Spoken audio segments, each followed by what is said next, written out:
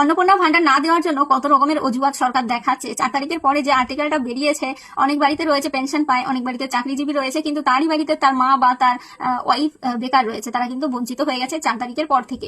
সরকার এখনো ডিরেক্ট বলেনি যে তারা পাবে না, আপাতত তাদেরকে হোল্ডে রাখা হয়েছে, এটাই বলেছে।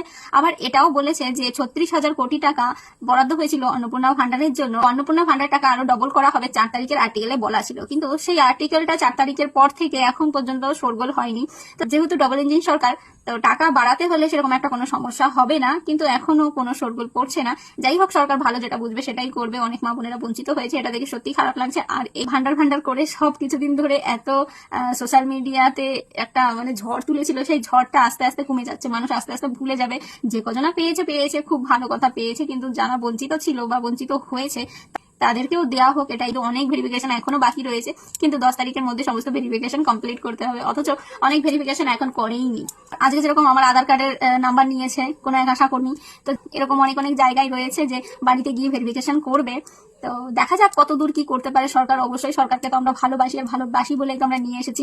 হয়তো সরকার আমাদের মা বোনেদের বঞ্চিত করবে না, এটুকুনা তো আশা থাকতেই পারে।